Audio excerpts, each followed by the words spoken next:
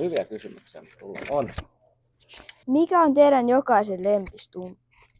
Se on vaikka Jarppi voi aloittaa. Lempistuntti. No niin aika paljon on kaikkea tässä vuosien varrella päässyt tekemään. Mä luulen, että mun sellainen, se on vähän pienempi homma, mutta sitä on aika paljon tehty. Ja se on toi ihmistikkataulu. Ja se, minkä takia se on niin kuin mun lempistuntti on se, että kun se on mun rakkaiden ystävien rakas harrastus, niin se ilo, mikä näkyy heidän naamallansa, kun mä riisun paidan ja he pääsee heittämään tikkaa, niin sen takia. Siitä se riemu syntyy. No mä sanon tästä leffasta se Seinädomino, koska se oli tosi iso, mikä tehtiin nyt, ja se oli niin pitkästä aikaa, joka tehtiin yhdessä jätkien kanssa, niin se jännitys, joka siitä edelsi, niin oli ihan mieletön.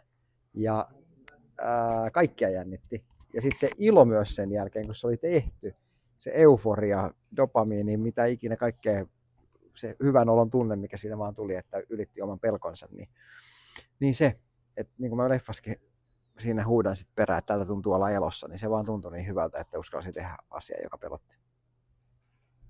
Joo, komppaan kyllä ja se tunti, mitä leffassa näkyy, niin siellä on kyllä niin kuin suosikkeja itselle ja sitten kuitenkin siellä historiassa niin on aika hauska ajatella, että mä oon päässyt kokeilemaan juosta tiikeriä karkuun, niin se on ehkä jäänyt yhdeksi sellaiseksi aika ikimuistoiseksi itselle, mutta kyllä mä niin kuin viittaan tonne kuvan yläreunaan, niin toi kans aika lailla lämmittää sydäntä. Jotain, mitä on miettinyt 23 vuotta, niin sellaista.